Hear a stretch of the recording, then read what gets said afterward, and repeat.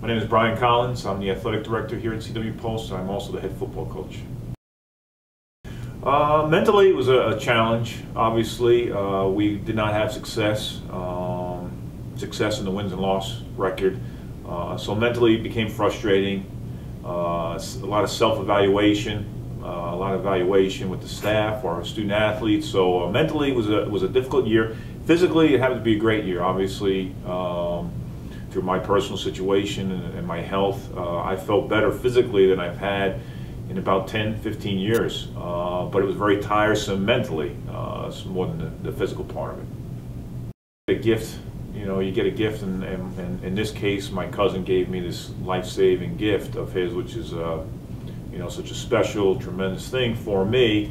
You feel fortunate, obviously. Someone has given you, somebody has sacrificed for you in order for you to feel better. And so I think you look at things in a lot of different ways. Some things, you look at life a lot differently.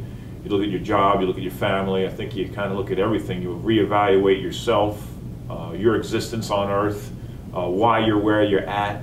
Is there a purpose for you to be here? Obviously, there's a purpose for my cousin to be here and to help me, and why was I given this gift? So you go through all these types of emotions, and really, as far as a football coach, when I had this dual position, which is a very difficult position to have, when I had this dual position before surgery, I really didn't know which direction I wanted to go, and could I do both of these jobs, which are difficult? Would I take one? Which one would I choose? But after being away from football, I really, and feeling better for the first time, I really thought that this was a gift. And if my gift was to do both at this time, I do the best of my ability to make, number one, CW Pulse better, our athletic department better, and certainly never try to cheat our football program. And being back on the field and feeling healthy again, I really felt this renewed love of coaching and of teaching, of the relationships with players. And that's one of the things that I think right before I got this gift, I took for granted, was the specific relationships I had with my players, my football players. And certainly that was probably the most awakening thing that I had this year. I think we all sat down. I did evaluate my staff after the season. We talked about different things. I think when you have a non-winning season, when you have a bad experience as far as wins and losses, I keep saying wins and losses because it's not just about wins and losses, it's about relationships and watching young men grow. But at the same time, being competitive, you want to win, specifically if you've had great success winning in the past.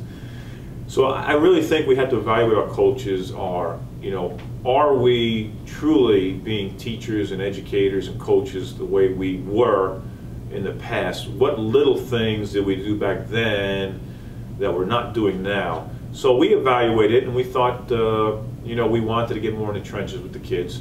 The first thing. Number two is, I think, professional development-wise, as a staff, you always have to get better. A lot of our coaches have been talking at clinics, meeting with other coaches, meeting with other coaching staffs, trying to get new ideas, fresh ideas to bring back. Defensively, we're looking at who's been successful running the types of defense that we think we're capable of running, and we look at UConn, who had a great year in the Big East. We're kind of evaluating them every chance we get. We have film on them, and we're showing it to our players and to our staff. Offensively, we feel we have to go back to our spread offensive look. So we're evaluating our whole offensive playbook and doing that over. So as a staff, number one, our first concern is our players that we have here. I think we had a weeding out process. I thought we made mistakes in our recruiting process about the student athletes who came here. We wanted to see what players want to be a part of this, want to fight through the tough times with us. And we think we have about 68 great players that came through this season. We did lose a good majority. We lost about 15 to 16 players in this offseason already due to different reasons. But as a staff, we're enjoying our relationship. We're enjoying the effort that our players that are still here are giving us. And at the same time, professional development-wise, we feel that we want to stress the football aspect of it also, what we're doing successfully, offensively, defensively, and special teams-wise. As a coaching staff, when you go through a disappointing season, you have to evaluate everything. And so one of the things when we evaluated it, and also we had our players evaluate myself. And when you look through those evaluations and you see the player's point of view, and you look through our coaches talking and myself just being on my own evaluating our program, we felt that it was too much the coaches and the players. It was a separate type of situation for us, and we've grown to that. Somehow we forgot to do the little things that made us successful and building the relationships. And I thought what we wanted to do was start a leadership council, give the players a more, let them own their program a little bit more. So we did start this leadership council, and it's been a couple of months now, and we feel that, number one, the talk, the give and take between the coaching staff and the players is better. We felt the players are taking more ownership on control over the team and making team decisions, and I think it's been nothing but a positive, and I think it's something that I'm sorry we hadn't started a while ago. In the same venue, I think we're doing a little bit tougher, bigger commitment to our off-season conditioning. More so, not so much in the lifting part. We've always had a good job lifting with Coach Gill and our players, but also the conditioning and the running part. Well, we're excited. We're joining a new conference, the Pennsylvania State Athletic Conference. It is step up in competition. Every week is going to be a quality opponent. But I think it's going to be a better environment for our players. I think it's just, playing at the Bloomsburgs and the Westchesters and the Stroudsburgs has always been a great experience for our players. Big crowds, good teams, and I think we're up for the challenge. I'm excited about the way we've been working in the off-season. I'm excited about the spring ball this year. It's going to be very competitive. Our goal is to go into the PSAC. It's tough to say you're going to win the PSAC right away because you just don't know when you enter a new conference what it's going to be like week in and week out. And that's why it's important to have our core kids, our group of kids that want to be a part of this. Some didn't want to put the hard work in. Some players, a majority of our players, wanted to do it.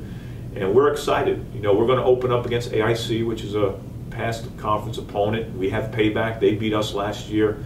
So we have a little bit of payback on our minds. And then we go right into our PSAC schedule with IUP the following week. So it's going to be a challenge every single week. I think our kids will rise to the occasion. Whether or not we can step right in and become champions, or if it's going to be a process where maybe, we're successful right away, but, we're not right where we need to be yet. We really don't know that yet. It's just an unknown, and we have some unknown players.